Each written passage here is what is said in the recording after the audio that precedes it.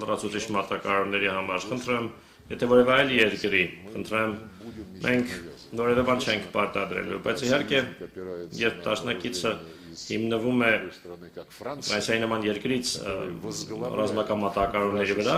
որը գլխավորում է, այդ երկիրը գլխավորում է թշնամական ճամբարը եւ անձամբ նախագահ Մակրոնը եւ իր բոլոր նախարարները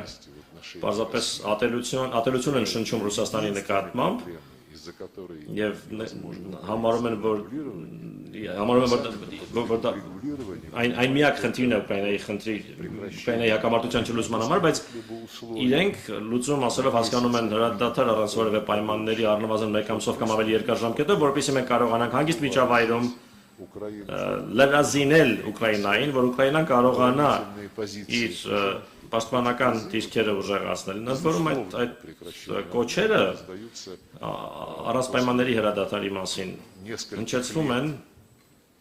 մի քանի տարի լրիվ այլ դիրքորոշում ունենալուց հետո, որը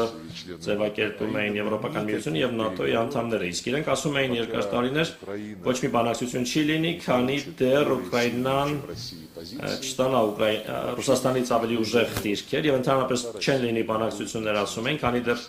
Ռուսաստանը ռազմավարական պարտություն չի կրի։ Հետո 180 աստիճանով շուռ եկան եւ հիմա արդեն ոչ թե ռազմավարական պարտություն, այլ հրադադար, որպեսզի Ուկրաինան լրազինվի։ Քաղաքական իմաստով իհարկե Ֆրանսիան հանդես է գալիս որպես թշնամական պետություն, ուստի մեր դաշնակիցները իրենք պետք է որոշեն, թե որտեղ է ավելի լավ զենք գնել։ Նույնիսկ այն ամենով հանդես ինչ ես ասացի։ Իսկ ինչ վերաբերում է, մի բան ասացիք հունվարի 24-ի մասին,